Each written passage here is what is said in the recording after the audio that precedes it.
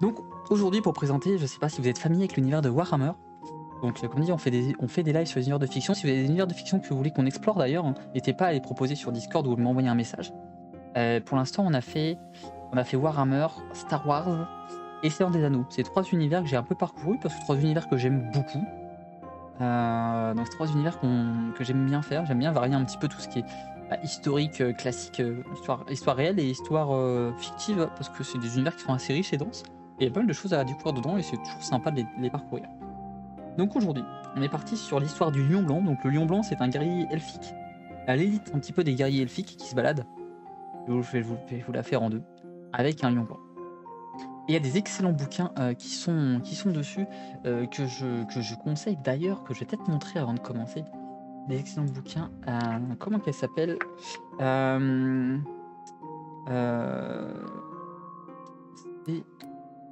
Parce que le premier bouquin, c'est le Sang d'Aenarion, que j'ai lu, qui est excellent. Un bouquin très très bien. Le Sang d'Aenarion. Et du coup, si on a des suites... Ah voilà. Je vais vous montrer, je vais faire passer en présentation. Bon, je suis sur Amazon parce que bon, c'est Amazon. Mais sinon... Donc vous avez cette suite de bouquins là qui raconte l'histoire de Tyron et Teclis, qui sont 2 hauts elfes. Donc Tyron, c'est un peu un lion blanc. Et Teclis, c'est un petit peu le mage, l'archimage elfique. Donc un c'est le summum du guerrier, l'autre c'est le summum de la magie.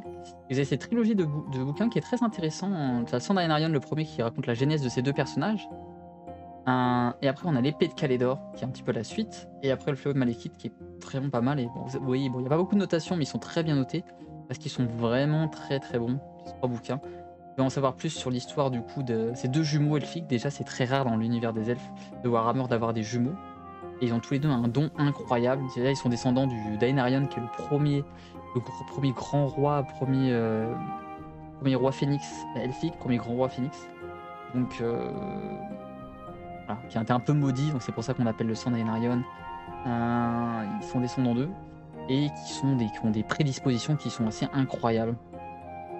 Donc voilà, un qui est un des plus grands lions blancs et l'autre un des plus grands archimages qu'aient connu les elfes. Voilà, 2 livres qui sont très bons. Les 2 premiers. Moi j'ai lu les 2 premiers, pour l'instant j'ai pas encore lu le 3e. Les 2 premiers sont vraiment très bien pour vous transporter en univers de Warhammer. Donc ceux qui sont fans de lecture un petit peu fantastique, qui aiment bien les univers la fantasy, je vous conseille vraiment ça. Et ce qui est bien, c'est qu'on fait beaucoup de parallèles avec notre histoire à nous. Enfin bref, il y a beaucoup de parallèles à ceux qui veulent en voir, sur ces univers qui sont très riches et denses. Voilà pour ça, peut-être que je laisse en grand. Tiens. Je vais vous remettre. Je vais remettre en ça. Tac. En discussion. On était bien. Donc, on va essayer d'incarner un petit peu ces elfes pour voir un petit peu à quoi il y a. Hey, salut Gara Girl, comment tu vas aujourd'hui? Comment ça va? Est-ce que tu as passé une bonne journée? J'espère que tu vas bien. J'ai vu ta suggestion, je sais pas si tu m'as répondu au final, mais très cool. Très merci pour tes suggestions, vraiment c'est très intéressant pour les points de chaîne, parce que j'essaie justement de voir un petit peu comment je peux améliorer les points de chaîne, qu'est-ce que je peux vous proposer. Donc c'est cool, j'essaie de voir qu'est-ce qu'on peut faire avec les points de chaîne d'intéressant, pour rendre ça un petit peu ludique et puis gamifier un peu tout ça. Donc voilà, ça me donne de la matière à réfléchir, donc c'est cool. Bien, tu commences juste quand on commence. Le lion blanc. Je vais montrer d'ailleurs une image de lion blanc. Hein. Regardez comment ils sont beaux ces lions blancs. Est-ce qu'ils sont pas la classe hein? Ah, ces elfes, magnifique hein. Très bien. Et il fait très froid. Ah bah ça, je suis sorti hier. Oh là, j'ai cru que j'allais perdre. Vraiment littéralement, j'ai mon cerveau, j'ai l'impression qu'il est en train de geler ma tête. Tellement j'avais froid. Et je me suis, j'avais ma casquette, j'ai fait. La prochaine fois, je prends un bonnet. C'est pas possible. C'est trop froid. Il fait vraiment trop froid. Et pourtant, j'ai vécu au Canada. Hein. Mais ici, on n'a pas le même froid. Et je trouve qu'il fait beaucoup plus froid ici à moins 10, moins 2, moins 3, moins 5, moins 6. Et quand il faisait moins 30 au Canada. En vrai de vrai, je pense. Je trouve que le froid était plus supportable à moins 30 que ici. Mais c'est un froid différent parce que là-bas, tu mettais des couches et ça se supportait bien. Et là, je trouve que c'est très dur. Ça prend au trip, je trouve que c'est très très dur le froid à supporter. J'ai fait venir des copains à moi canadiens en France et en hiver et ils avaient froid. Donc je me suis dit, il n'y a pas que moi qui pense ça. Pourtant, ils sont encore plus habitués que moi au froid. Voilà, le lion blanc. Donc l'habit sauvage de Kras, parce que c'est le lion blanc de Kras. Je pense qu'on prononce Kras. Je sais jamais comment on prononce. Sa beauté pure et sa nature à ce jour indomptée, pour un lion blanc, indompté, vous l'avez, peut déconcerter jusqu'au plus cruel d'entre nous. Les elfes noirs, donc leurs cousins maléfiques, qui sont à la solde de Malekith, justement. Même nos frères du Sud ne comprennent pas bien la raison de notre attachement en ces lieux. Mais ils respectent, ainsi que leur roi, notre irréductible volonté dans la bataille. Ce lieu est le lieu de ma naissance, et le désert est ma maison. La maison des chasseurs crassiens, les lions blancs. Donc c'est Calidan qui nous parle. La guerre, je l'entends dans les chuchotements. Les animaux l'ont senti depuis un moment. Nous avons ressenti quelque chose aussi. La destruction. Les ténèbres vont ramener nombre de massacres et de cruauté sur nos terres. Les lions de guerre deviennent nerveux. Les frères noirs nous ont vus auparavant. Ils envoient constamment des espions, des assassins vers nos terres. Et oui, les elfes noirs, ils se font une guerre mortelle et sans pitié. Ils n'ont jamais senti la hache et les griffes des lions. Les meurtriers sont déjà sur nos rivages. Et ils seront sans pitié.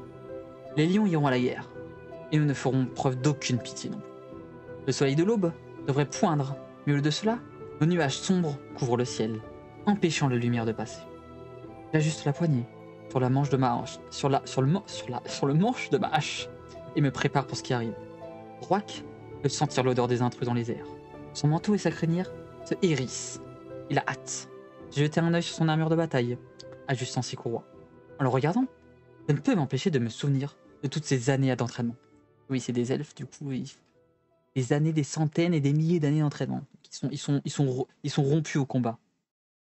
Il était encore petit au moment où je l'ai trouvé. Avec le temps, il est devenu beaucoup plus fort et plus expérimenté. Son entraînement, à travers les décennies, l'a montré. Nous avons combattu ensemble pendant des années, durant de nombreux conflits. Nous avons combattu avec la hache et les griffes, unis contre nos ennemis pendant des années. Nous combattrons ensemble jusqu'à la fin. Peu importe où nous mènerons les batailles et les années.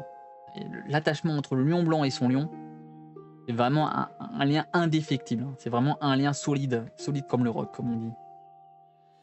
Un grommelement se laisse entendre à travers, comme si la terre nous avertissait de leur arrivée. Même la plus expérimentée des recrues peut sentir que les elfes noirs ont envahi nos terres. Oui, parce que quand les elfes noirs arrivent, ça se sent tout de suite. Il y a une aura maléfique sombre qui s'avance et une odeur de mort soudaine qui apparaît. Et l'obscurité aussi qui apparaît. Je regarde l'obscurité, me préparant à ce qui arrive. Ils le disent eux-mêmes. Un vent féroce va être l'obscurité.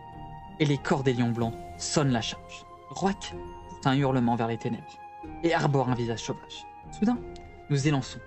Nous marchons à grands pas, avec force, rapidité et résolution. En avançant vers l'ennemi, je ne peux m'empêcher de ressentir une étrange lumière. Nous entoure et nous fraye un chemin à travers les ténèbres. Je me rends compte, alors qu'un archimage, donc les grands magiciens du coup elfiques, ceux qui maîtrisent la haute magie, au-dessus de la magie humaine et naine, un certain pouvoir est venu nous aider. Notre combat contre nos cousins les elfes noirs. Le futur est entre nos mains. Maintenant, et notre peuple a besoin de nous. Nous devons protéger nos maisons, nos familles et la terre que nous aimons. Avec force, honneur et devoir. Pour Ultan, donc Ultan c'est la terre des elfes.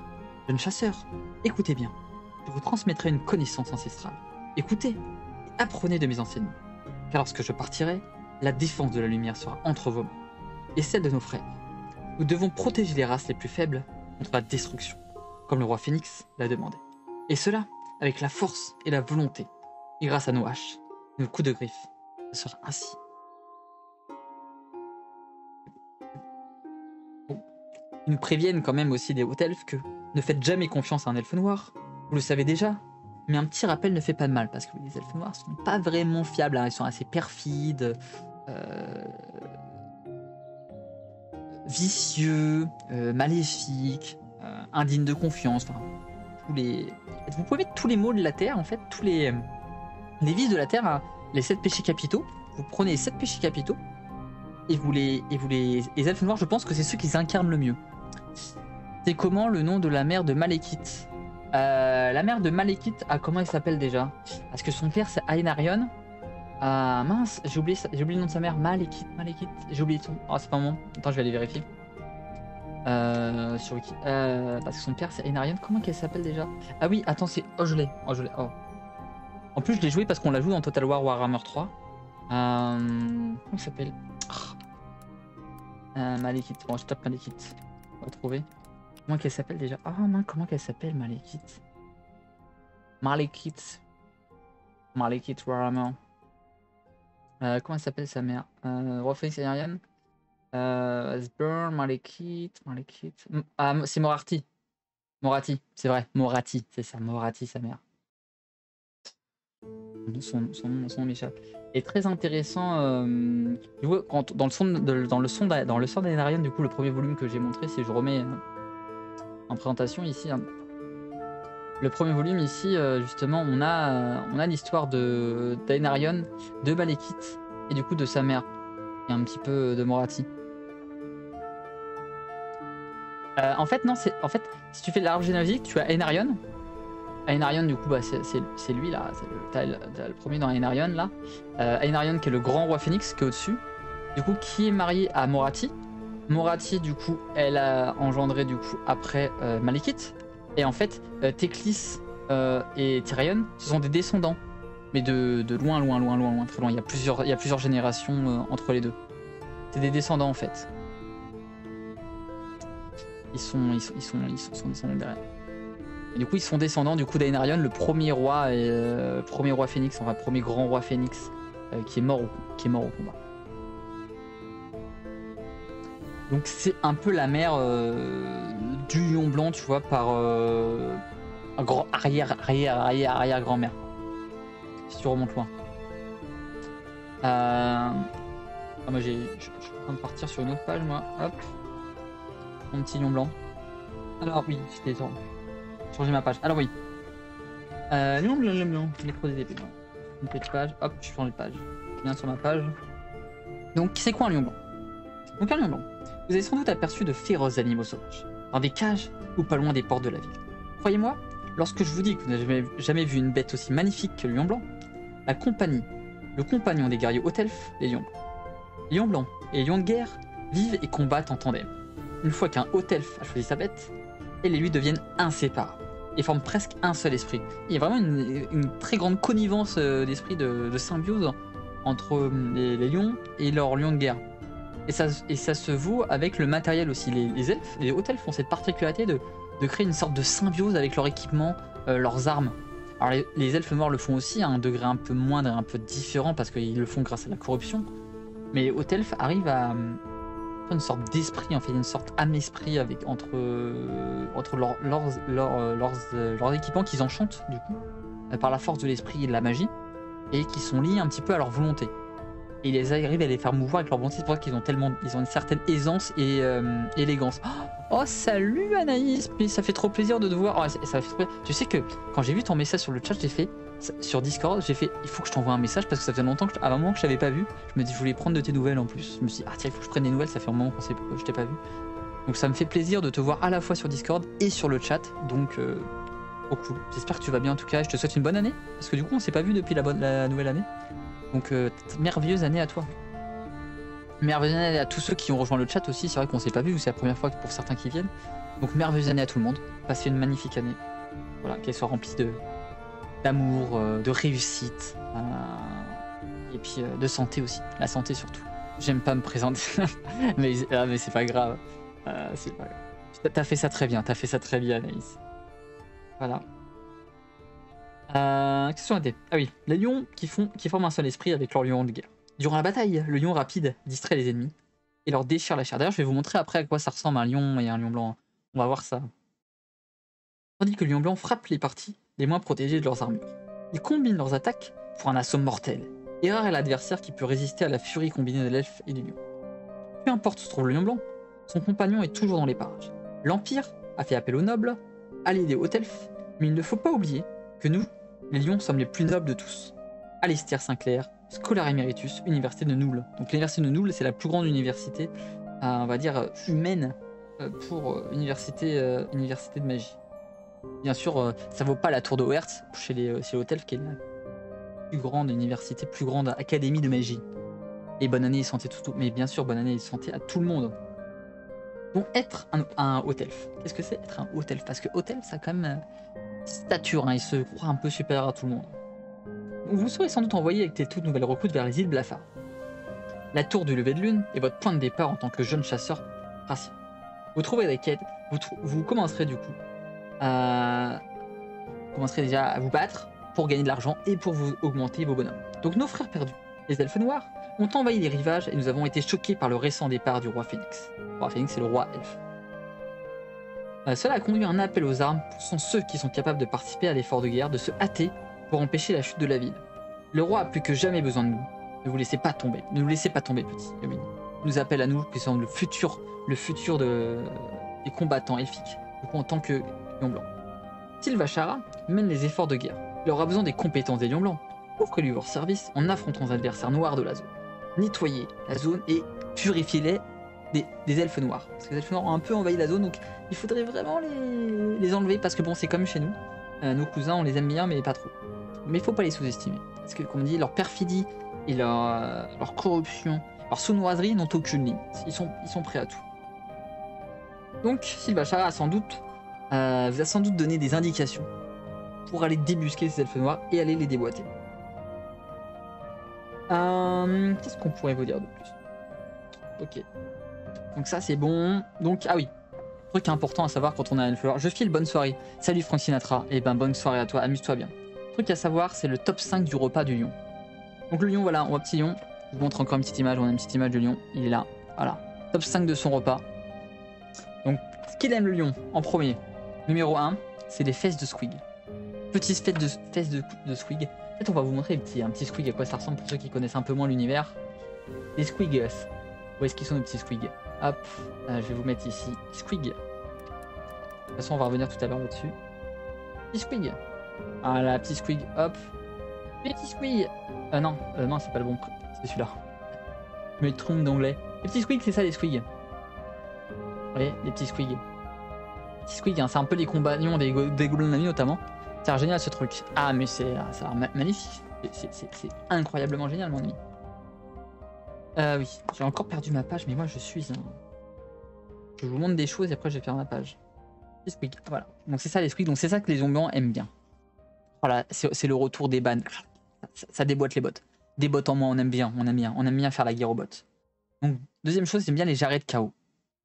Les jarrets de chaos, alors ça, t'as vu, je vois pas trop ce que c'est, les jarrets de chaos. Parce que le chaos, je vois, mais est-ce qu'un jarret de chaos, si je tape jarret de chaos, il va me trouver un truc? J'ai un doute quand même, un jarret de chaos. Est-ce que le chaos, je vois? Les jarrets, si je mets chaos, est-ce que le chaos, c'est un... Le chaos, c'est vraiment un... Le chaos, c'est le chaos, hein. Je pense que ça va être des jarrets de démons. Je vois pas de quoi tu parles. Je pense que ça va être les jarrets de bêtes du chaos. Toi, tu prends une bête du chaos, tu as un petit jarret là, comme on aime bien du jarret de viande. Jarret du chaos, ça marche bien. Les testicules de troll. Voilà, les lions aiment bien les testicules de troll. Et alors, pour aller chercher les testicules de troll, je pense qu'il faut y aller quand même. Mais apparemment, ça va être la petite gourmandise, la petite gâterie quand ils se font plaisir. Un coup de Nurgle. Également, coup de Nurgle. Donc les bêtes de Nurgle, là on a Horde du chaos. Ah, je pense que c'est ça le chaos. Regardez, les jarrets de chaos, les hommes du chaos. Un petit jarret d'hommes du chaos. Est-ce que ça vous fait de bêtes du chaos? Ça fait du bien ça, un petit jarret de bêtes du chaos. Je pense que ça c'est sympa. Et puis on a Nurgle du coup. Après, Nurgle, les bêtes de Nurgle. Est-ce qu'on a les petites bêtes de Nurgle? Ah, les petites bêtes de Nurgle là, on les a là. Les petites bêtes de Nurgle là. Voilà. Ah, oula, Seigneur de Nurgle, là c'est un peu pas fou. Hein. Pestilence et tout, c'est pas la folie quoi. Je pense qu'on est bien là, voilà, des cultistes de Nurgle ça. Ah, Nurgle c'est vraiment dégueu, hein, c'est vraiment pas fou. Ils aiment bien les coups de Nurgle. Et cinquième plat quand même, c'est celui, je pense que lui c'est vraiment un petit must là, c'est le petit truc sur le gâteau, des cuisses d'elfe noir. Alors là, je pense que ça fait plaisir autant au lion blanc qu'au lion de guerre. Les deux ils adorent ça, une petite cuisse d'elfe noir là, ah, tu fais fumer ça, et je pense que là t'es bien. Nurgle, il n'y a rien de plus dégueu. Ah, mais clairement, c'est vraiment dégueu. C'est la pestilence, hein. C'est vraiment pour ceux qui ne connaissent pas, c'est vraiment Nurgle, c'est vraiment. Voilà. Pas être plus symbolique que ça. Voilà, c'est vraiment la pestilence, le seigneur des mouches. Voilà. Je pense que ça vaut. Mais faudrait une émo de balai, j'y penserai la prochaine fois quand je fais une commande. Ah mais, clairement, petite émo de balai, hein, pas trop stylé. Je sais même pas d'ailleurs si je peux rajouter des émotes, j'ai pas regardé depuis un moment donné. Voilà, donc ça c'est un petit peu le repas du lion, ce qu'il aime bien. Ce qu'on peut vous dire, ah oui, point fort, point faible, comme c'est important de savoir les forces et faiblesses, c'est toujours important de connaître ses propres forces et faiblesses pour affronter nos ennemis. Donc, point fort, on commence toujours avec les trucs bien. Avec la hache et les griffes du lion, les dégâts que nous infligeons sont rarement égalés par nos adversaires. On est deux, et 2 fois plus de dégâts. Ça, pas de doute. Toutes nos aptitudes de hache nous fournissent une grande variété d'options. Entre les dégâts et les maladies, nous en sortons dans n'importe quelle situation. Et c'est assez versatile, hein, on peut s'adapter à toute situation avec les lions blancs, donc ça qui est bien. Notre affinité avec notre animal nous permet d'utiliser des attaques très puissantes grâce à une coopération parfaite. Comme on dit, ils ont une certaine symbiose entre les deux. Donc cette symbiose leur permet d'être extrêmement efficace. Donc aussi, vu qu'on est 2, on peut partir seul à l'aventure. Hein. On peut se balader dans la forêt tranquillement parce que notre lion, avec son sens et on va dire déjà les elfes ont une perception bien plus grande que les humains. Donc ils sont capables d'entendre des sons et des bruits des kilomètres à la ronde. Donc ça aide beaucoup. Et le lion, avec son odorat développé, et pareil, ses capacités qui sont un petit peu très développées du coup en environnement hostile, ils peuvent percevoir le danger bien plus vite que n'importe qui, donc clairement ils sont tranquilles. Donc, de base, nous sommes accompagnés par un allié qui voyage avec nous, et c'est un avantage dont nous savons tirer parti. En invoquant ce lion de guerre, nous devenons une force incroyable.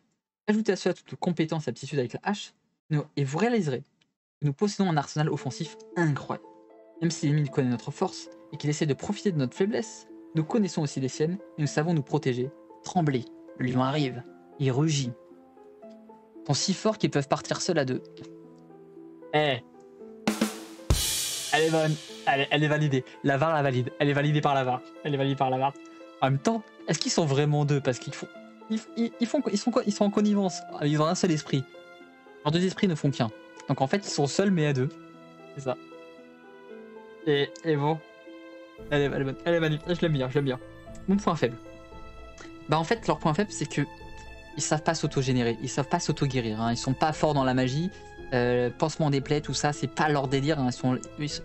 Comme dirait un célèbre monsieur, j'aime me battre, et ils aiment se battre. Donc, voilà. Donc eux, ils savent qu'ils doivent compter sur les autres du coup pour se guérir et se soigner. Donc pas fou. Chose aussi qui est triste, hein, mais il faut quand même l'avouer parce que c'est quand même une vérité, si le lion meurt, il y a déjà énorme tristesse, hein, c'est vraiment sanglot, on pleure. Je pleure, terminé. Donc là, faut adoucir sa peine, et surtout qu'on est beaucoup moins fort. Plus le lion, bah on perd à la moitié de sa puissance et vraiment notre symbiose est un petit peu mis à mal là du coup, là notre équilibre, plus trop ça. Donc faire attention à notre lion qui est vraiment protégé parce que c'est quand même bien, on dit on se bat jusqu'au bout l'un avec l'autre. Donc si l'un meurt, le deuxième succombe rapidement, quoi. Que ce soit de blessure ou de tristesse. Donc on est beaucoup plus faible. Donc le lion, c'est aussi la force et la faiblesse du lion blanc. Donc aussi, bah, c'est des guerriers au corps à corps. Donc ils sont vulnérables à la distance. Il faut qu'ils arrivent à réduire la distance le plus rapidement possible pour faire part de leur force. Donc c'est un peu ça leur souci. Donc il faut vraiment qu'ils arrivent à éviter les combats à distance et se rapprocher plus vite au corps à corps. C'est pour ça que le lion peut servir un peu de distraction le temps qu'on arrive et qu'on mette des bons coups de hache là où il faut pour montrer qu'on est le patron. Donc le but, avoir une bonne connaissance du terrain, expert de la stratégie, de la tactique, surtout la tactique militaire, pour savoir où attaquer, quand attaquer au meilleur des moments. Donc il faut toujours être en première ligne, au cœur du combat. Aussi ils ont des armures moyennes, hein, parce que du coup ils sont assez agiles, ils sont pas là pour être des tanks non plus, pour encaisser des coups, hein, c'est vraiment des guerriers. Donc pour avoir une aisance de combat et pour avoir une certaine mobilité, ils ont des armures moyennes, donc c'est pas mal, mais il peut mieux faire. Donc faut qu'ils fassent attention quand même à pas prendre trop de dégâts non plus, hein, c'est pas des mastodontes quoi. Ils n'ont pas de bouclier du coup, donc ils sont pas trop là pour parer, ils sont là pour mettre des bons coups. Donc on me dit, jeune lionceau, je m'adresse à vous, jeune lionceau. Connaître vos faiblesses est la clé de la réussite. Vous apprendrez à prendre contrôle de votre lion blanc pour facilement progresser et vous battre. Et bah BRB à tout à l'heure Nature Tool. Ne vous découragez pas, tous les jeunes lions doivent apprendre à devenir des coéquipiers efficaces pour le compagnon. Oui, il faut que vous appreniez à maîtriser votre lion et à connaître un petit peu ses déplacements et mouvoir et se synchroniser pour être efficace sur le champ de bataille. Donc, armez-vous de patience et de sagesse. Eh bien, des elfes, donc ils ont le temps de mûrir, de s'assagir pour se comprendre. Donc ça c'est bien. Bon, le lion après il vit moins longtemps qu'un elfe, donc faut pas prendre trop de temps non plus, faut pas déconner non plus. Donc on apprendra avec le temps à guider notre lion. Ça c'est ça qui est important. Donc petit conseil aussi, hein, parce que vous avez un lion quand même, ça reste un animal de compagnie. Bon, on va dire ça assez exotique. Hein, je vous invite pas à avoir un lion chez vous. C'est pas très. D'ailleurs, la législation actuelle ne l'autorise pas trop en France, donc c'est pas fou si vous avez un lion chez vous. On se posera quand même quelques questions. Mais quand même, au cas où, si vous en avez un, c'est quand même comme un gros chat. Ne le laissez pas vous lécher. Ne laissez jamais le lion blanc vous lécher. Parce que sa langue est aussi rugueuse que le papier de verre. Elle va abîmer votre délicate peau d'elfe. Faut pas déconner, une peau d'elfe quand même c'est sensible. Donc faut pas laisser le lion nous lécher parce que sinon ça risque de faire des ravages sur la peau d'elfe. Et en plus, ça va, les elfes, ils tiennent un peu à leur côté élégant, leur beauté et tout ça. Donc faire attention à ça. C'est pour ça qu'ils portent des manches longues et des vêtements amples pour éviter que les lions les lèchent. Pas laisser de partie pas laisser de partie de peau visible pour les lions blancs, pour éviter ces soucis-là. J'ai plein d'émotes, mais pas de palais. Pas de balai, pas de palais, pas de palais, pas de palais, pas de... Non. Ah non, ça c'était une autre blague. Ok. Nettoyez votre lion après son repas. Il a moins tendance à vous mordre lorsqu'il est rassasié. Je pense que ça c'est une vérité que vous connaissez déjà, mais c'est important de le rappeler. C'est vraiment nourrir son lion, toujours le nourrir, pour éviter qu'il vienne vous mordiller pour vous montrer que j'ai faim. Et puis des fois dans un élan un petit peu de générosité, il peut faire plus que vous mordre et vous croquer un petit peu. Et à vous le dire, mais ça fait pas du bien de se faire croquer par un lion blanc. Ça fait pas du plein. Donc faites attention, nourrissez-le vraiment 3 fois par jour minimum pour qu'il ait sa bonne dose de nourriture. Si vous avez des testicules de troll, comme on dit, c'est magnifique. Petite cuisse d'elfe noir, c'est cerise sur le gâteau. Voilà, si vous faites quelque chose, donnez-lui à manger tout le temps. Ah oui, on dit le lion blanc aussi, il a beaucoup de peau. Un lion de guerre, lion blanc. Alors, je remets l'image pour vous familiariser un peu. Lion blanc, ce qui est bien, c'est qu'il a une peau de lion blanc. Généralement, il a la peau des os lion blanc parce que dit l'elfe vit plus longtemps que son lion. Donc quand le lion meurt, ce qui arrive à un moment donné, et il se revêtit de la peau de son ancien lion pour se protéger, pour se tenir chaud, etc. Pour se rappeler un petit peu cette symbiose qu'il avait avec son lion. Donc, il ne faut pas laisser le lion en fait s'endormir sur vos peaux. Ça, c'est pas bon non plus. Vos parchemins ou votre armure. Pourquoi ? Tout simplement parce que c'est un lion. Donc il risque de jouer avec et de les déchiqueter. C'est comme un gros chat. Imaginez, vous avez votre petit chat. Quand vous laissez des petits bouts de papier ou des petits machins ou des petits trucs, ça joue et ça casse tout. Et ben un lion, c'est pareil, en plus gros et en plus chiant. Ça fait plus de dégâts. Donc faut faire attention. Mon chat me mord déjà. Aïe aïe, et oui c'est ça. Il faut éviter. Tu vois, un chat ça peut passer parce qu'il a des petites dents. Mais un lion, ah non, gros dégâts. Pas bonne idée.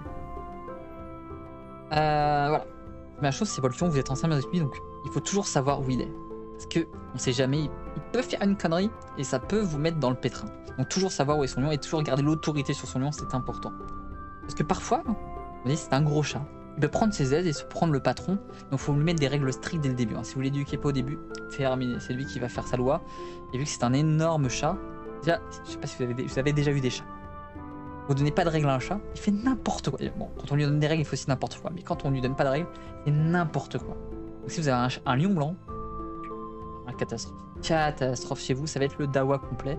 C'est lui qui va choisir quand est-ce qu'on mange, c'est lui qui va choisir quand est-ce qu'on sort, c'est lui qui va choisir quand est-ce qu'on va chasser l'elfe noir, c'est lui qui va vouloir chasser du gobelin. Enfin bref, et qui va partir sur le champ de bataille, la tête baissée comme ça, et vous devez courir après pour le rattraper. Non, mauvaise idée. Donc on peut se retrouver dans des situations qui sont inconfortables, voire vraiment dangereuses. Donc contrôler les intentions de votre lion blanc, c'est vraiment la primordiale. Voilà, choisir aussi ses compagnons avec précaution et être sûr que votre lion les accepte aussi parce que bon, on sait jamais, on bivouac, hop, il y a un compagnon qui disparaît parce que le lion blanc l'a mangé. S'assurer que le lion blanc accepte vos compagnons pour éviter ces petites questions le matin un peu compliquées, genre c'est bizarre, Jean-Michel il a disparu là, il était là hier, il est plus là. Et là t'as un petit bout là qui dépasse comme ça dans ton lion blanc, un petit bout de peau là qui dépasse de la boue du lion blanc et tu fais Ouais, non, je sais pas du tout. Pas d'idée. Vraiment pas d'idée où est passé Jean-Michel. Hein. Je sais pas, il a peut-être il a décidé de faire bande à part et de partir de son côté. Donc, ouais, non, évitez ce genre de choses, pas embêtant. Donc voilà, hein, on revient à tout ça, c'est combiner ses forces avec son lion blanc, parce qu'à deux, on est plus fort. Hein, comme on dit, seul on va plus vite, mais ensemble on va plus loin. Et là c'est pareil avec son lion blanc, on est plus fort, on va plus loin. Donc toujours combiné avec son lion blanc. Gardez la foi. Aussi longtemps que vous savez que vous serez de ce monde, le mal ne pourra pas triompher. C'est beau, c'est une petite citation de nos amis elfiques. Il y a un deuxième lion blanc qu'on vous montre, hein. Regarde comme il est beau ce guerrier en armure. Magnifique, hein. Après ça avec le reflet, là, que ça passe, magnifique. Je vous partage des beaux lions blancs. Ok, on est passé pour ça. Je vais vous montrer aussi du coup la suite de ça. Les lions blancs, il est où? Hop, on l'avait. À la page d'avant. Voilà, lion blanc de Crasse. Ça. Petite image là que vous voyez, là que j'ai, qui sont reprises aussi, hein, parce qu'elle est quand même magnifique cette image de lion blanc. Donc on a Kiltarl, arpent de forêt, chasseur de Crasse. Donc un lion blanc qui nous parle. Ne vous laissez pas abuser par la rude beauté du royaume de Crasse. Ces paysages sereins abritent une indomptable force de nature. Non pas le terrible lion de guerre, mais plutôt bien son maître, le lion blanc, dont l'inébranlable volonté le rend capable de dresser un tel monstre. Et parce qu'il en faut de la volonté, il en faut de la technique pour dresser un lion blanc. C'est quand même quelque chose d'assez compliqué et dur à mettre en place. Donc le haut elfe, les elfes qui dirigent les lions blancs, parce qu'il y a plusieurs types d'elfes, hein. Il y a les elfes sylvains, il y a les elfes noirs, il y a les hauts elfes, etc., etc. Du royaume du Nord sont un peuple autosuffisant. Ils sont un petit peu arrogants, donc ils se prennent pas pour de la haine, comme on dit. Hein. Ils sont vraiment voilà, c'est nous les meilleurs et les autres, bon, ça sert pas à grand chose. Voilà, la plupart de hardis bûcherons et de féroces guerriers, ils habitent les vastes étendues, dangereuses et sauvages de la côte septentrionale d'Ultan, donc la terre des elfes. Les campagnes de Crasse servent de brise-lames aux invasions, et les chasseurs du royaume sont passés maîtres dans l'art de traquer les bandes d'elfes noirs en maraude. Les espions et assassins, les lions blancs de Crasse, sont les gardes personnels du roi Phénix. Dire que c'est vraiment l'élite des guerriers au corps à corps, parce que c'est les gardiens du roi des elfes. Ils forment plusieurs régiments dont la mission est de garder le palais en temps de paix, et d'accompagner leur maître en temps de guerre afin de veiller sur sa personne. D'ailleurs, quand on voit dans le livre que je vous ai mentionné, notamment Calédor, le volume 2, on voit justement ces guerriers elfes noirs, ces guerriers haut elfes, lion blanc, protéger notamment le roi. Ceux qui sont enrôlés au sein de la garde du corps sont des combattants experts dans le maniement de la grande hache à deux mains. Ils se tiennent en rang serré dans le champ de bataille et peuvent faire face à l'attaque la plus furieuse avant de riposter à grands coups de leurs armes mortelles.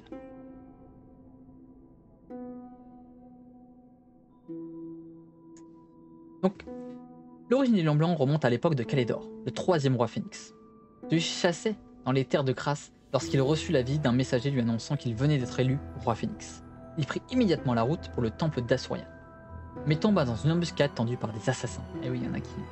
Il est nommé roi, mais il y en a qui veulent prendre la place du calife il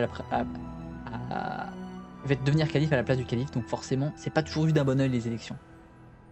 L'assassin qui avait appris son élection grâce à des espions infiltrés à la cour.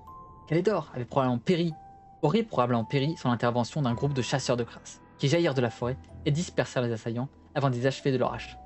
Et là il se dit, ça c'est des bons guerriers ça, ils sont sympas ça, peut-être que je vais en faire mes gardes personnels et de me sauver la vie, ça peut être vraiment une bonne idée, parce que ces mecs ils sont bons au corps à corps, c'est des bons guerriers, ça peut être sympa. Vaincus les assassins, les elfes de Crasse proposèrent à Calédor de l'accompagner jusqu'au temple, ce qui lui permit d'éviter maintes embûches grâce à leur talent de forestier. Le roi Phénix les choisit pour devenir ses gardes du corps, et fonda à Lauterne le premier régiment de lions blancs, en raison de leur férocité, leur courage au combat. Les lions blancs sont souvent envoyés renforcer les armées d'Ultan.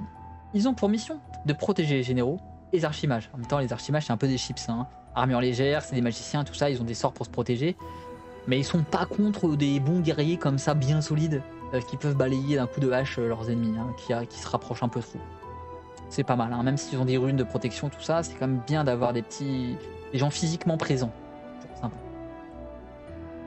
Les archimages hauts elfes, tout en ajoutant leur capacité martiale au reste du temps.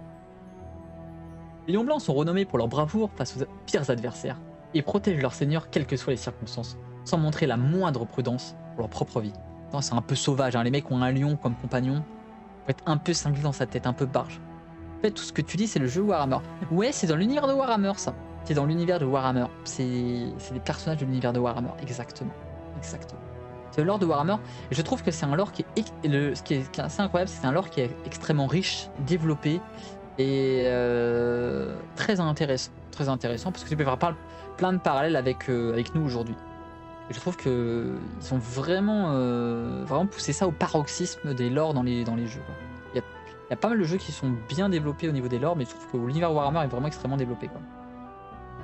Lion Blanc considère comme un grand honneur le fait d'escorter le roi Phénix. Et ils ne peuvent se le voir accorder qu'après avoir tué un lion blanc.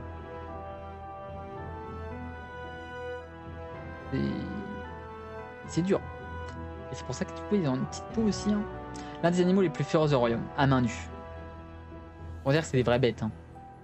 Ça fait penser en vrai un peu à ce qui se passait dans la société spartiate. Si vous êtes un peu au fait, là, quand ils avaient leurs initiations, les petits jeunes, on les mettait, on les mettait en extérieur, du coup, dans la forêt, et on les laissait se débrouiller par eux-mêmes et affronter des bêtes sauvages, des loups, etc. Et ils devaient du coup prouver leur valeur en allant chasser et revenir vivants. Alors avec très peu de matériel. C'est un peu la même sorte d'initiation, quoi, pour prouver leur valeur, là. Et on se battre à main nue. Donc pour devenir un vrai guerrier spartiate, à l'origine, ils faisaient un petit peu le même genre de rite. Je sais pas si l'univers de Warhammer s'est inspiré de ça, mais ça y ressemble beaucoup comme rite de passage. L'acte de bravoure est devenu un rituel chez les guerriers de Kras. Et ceux qui le passent gagnent le droit de porter la peau de la bête comme preuve de leur courage. De plus, la crinière de l'animal est si épaisse que lorsqu'elle est portée par-dessus une armure, elle permet de dévier les flèches et le carreau de l'ennemi. Elle a une peau de lion, c'est quand même solide. Donc en gros ça renforce leur armure, donc c'est pas mal en même temps que ça impose, hein. Quand vous voyez un mec qui se balade avec une peau de lion sur lui, tu fais ouf. Ah lui c'est pas rigolo. Lui c'est pas un rigolo, lui c'est un mec qui pose dans le game, quoi. Cependant, en harmonie profonde avec la nature, les chasseurs de crasse ne tuent jamais les lions blancs sans une bonne raison. Effectivement, ils s'adorent, donc ils vont pas les tuer comme ça. Et salut Stéphane Kaldan, j'espère que tu vas bien. Comme j'ai dit tout à l'heure à Jordan, je t'ai pingé du coup dans le Discord, tu as accès au nouveau channel du coup. Channel pour la modération. Voilà, c'est la channel du conseil, tu as mis au conseil pirate, conseil du navire. Donc n'hésite pas à y jouer un œil à y jeter un œil si tu n'as pas vu. Normalement toi c'est bon, je pense que j'ai ajouté le bon Stéphane. Il n'y en a qu'un seul, je pense, de Keldan. Ok.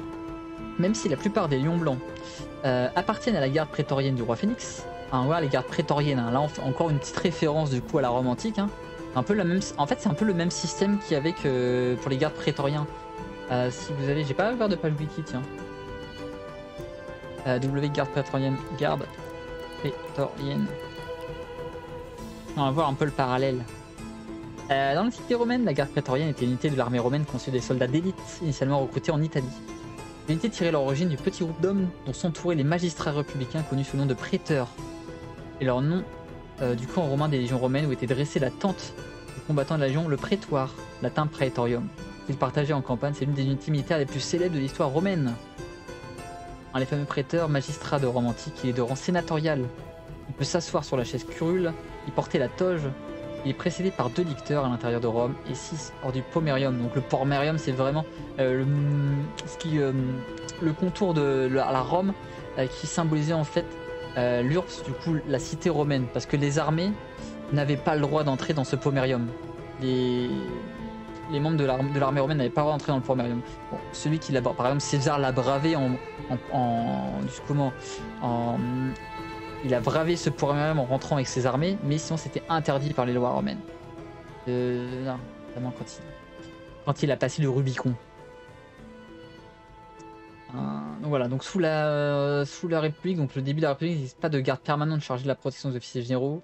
Les officiers choisirent de s'entourer d'une garde de soldats pour assurer leur sécurité donnant naissance aux premières cohortes prétoriennes. En cas de bataille, elle intervient comme unité de réserve. Les consuls étaient d'ordinaire protégés par des licteurs. Ils s'installent également près de leur tente à l'armée. Voilà, donc après on a quelques exemples, etc. Donc après ça a changé un peu sous l'Empire. Les prétoriens conçurent la garde rapprochée d'une réserve militaire de l'empereur. Ils tirent plusieurs avantages de leur proximité avec l'empereur. Les prétoriens sont les seuls à être admis en armes dans l'enceinte sacrée du Rome, le pomerium. Les seuls qui a le droit de porter les armes. Leur temps de service obligatoire est plus court, 12 ans chez les prétoriens au lieu de 16 dans les légions à partir du 13. en lycée. Ensuite, portés respectivement à 16 et 20 ans. Et leur solde est plus élevé que celle d'un légionnaire. Sous Néron, la solde d'un prétorien était 3 fois et demi celle d'un légionnaire. Avec quelques exemples, organisations, etc. Ah, donc c'est un peu le même système qu'ils ont mis en place chez les Hautes Elfes, du coup, pour les Lions Blancs. Ah, les petites images. J'adore tes papillons, franchement ça fait toujours plaisir de voir les papillons, ça donne un petit peu de peps, tu vois, dans le chat, ça donne un peu de peps, ça donne un peu d'affinité, un peu de chaleur. Donc voilà, Great Partorienne, donc un peu la même chose, les elfes sont un peu inspirés un petit peu des Romains, pour créer ce petit grade, nombre restreint du coup, qui reste au contact de la nature et se charge d'élever les lions blancs. Laissé à lui-même, un lionceau deviendrait sans nul doute une bête sauvage et sanguinaire. Mais les soins experts que lui prodiguent les elfes le rendent aussi loyal qu'un griffon. C'est une loyauté incroyable ces lions, qui sont des animaux sauvages quand même à la base, on se rappelle. Dressés avec tendresse et fermeté, les lions blancs apprivoisés développent rapidement un lien avec celui qui les élève. La relation qu'ils entretiennent avec leur maître et leurs congénères domestiqués devient très forte. Leur appellation de lions de guerre est loin d'être usurpée. Ils sont des auxiliaires véritablement terrifiants sur un champ de bataille. Les lions blancs, les plus légendaires, ont souvent recueilli et dressé des lionceaux, les transformant en terribles lions de guerre pour les aider ensuite sur le champ de bataille en dépeçant leurs ennemis. Putain, moi ces papillons, il faut en profiter. Ah, ok. Et bah profitons-en. Et ben merci de nous en faire profiter alors. Tirant de puissants chars sur lesquels prennent place les lions blancs, les grands lions de guerre sont redoutables sur le champ de bataille. Mais avant d'en arriver là, les lions de guerre plus jeunes et moins expérimentés accompagnent leur maître lors de chasse de ces patrouilles sans trop s'éloigner de lui, lui permettant ainsi de parfaire leur entraînement. Malheur à l'ennemi qui croise le chemin d'un lion et de son maître. Sa fin est inéluctable. La seule question sera de savoir s'il mourra d'un coup de griffe ou de hache. On va jeter un petit dé. Alors, sur 1 à 3, tu meurs d'un coup de hache. Sur 4, 5, 6, tu meurs de griffe. C'est un peu ça. Hein. Lorsqu'ils se battent côte à côte, tout l'art du lion blanc consiste à agir en synergie avec son redoutable famille. Pris individuellement, le lion blanc et son lion de guerre sont de terribles ennemis. Mais c'est lorsqu'ils se battent de concert, qu'ils donnent de toutes leurs mesures. C'est seulement à force de soin et de patience que les lions de crasse réussissent à dresser leurs lionceaux. L'elfe et la bête, grandissant ensemble. Certains griffent, d'autres donnent leur lion le goût du sang, l'incitant à attaquer loin d'eux et à détourner l'attention. L'ennemi en faisant des ravages dans les rangs adverses, permettant ainsi à son maître d'attaquer l'adversaire. Sur son flanc, moins protégé, les lions blancs, les plus impétueux, s'entraînent essentiellement au maniement de leurs armes et marchent au cœur de la mêlée, attirant l'attention sur eux, tandis que leur félin se tapit dans l'ombre, prêt à déchirer sa proie par l'arrière. Un petit peu de félonie, hein, c'est une tactique d'elfe noir, mais ça marche aussi. Toujours une très mauvaise idée de se retrouver dans une mêlée avec un lion blanc. Tant où le mec il a une grande hache, un lion, pas fou. C'est un combattant des plus féroces, et son adversaire devra en plus compter avec le lion, dont les plus gros arrivent sans peine au garrot d'un cheval qui marche à ses côtés. Un gros lion. Et GG pour le 9 de Stéphane Kedal et Gara Girl. Bravo à vous, merci pour la force, merci pour le soutien, merci pour la présence. Incroyable, vous devenez plus intelligent, vous gagnez des points d'intelligence et de force du coup parce qu'on est avec un lion blanc, donc forcément des points de force. Donc la hache de bûcheron. Là c'est une grande hache, mais ça sert pour couper du bois parce qu'à la base ce sont des bûcherons les gars. Mais ils ont transformé ça en arme de guerre. Bien que les rois phénix depuis Calidor aient proposé à l'Orient Blanc de choisir l'armement qui leur convenait le mieux, ces derniers ont toujours porté leur hache au combat. La plupart de ces armes sont des reliques familiales portées de père en fils, d'un guerrier à l'autre. Forcément, c'est dans la famille, hein. C'est dans la famille, on garde. Leur acier ne ternit jamais et ne perd jamais son tranchant. En même temps, c'est de l'acier elfique. C'est vraiment quali. Lorsqu'elles sont maniées par les robustes chasseurs de crasse, on dit que ces haches sont capables de couper un homme en deux d'un seul orion. En même temps, ça fait peur. Hein. Tu vois ces grandes haches là, si on les voit là, ça c'est des haches quand même. Hein. C'est des haches quali. Hein. C'est des haches de qualité. Et bien voilà pour les petites histoires des lions blancs les amis. J'espère que ça vous a plu, cette histoire de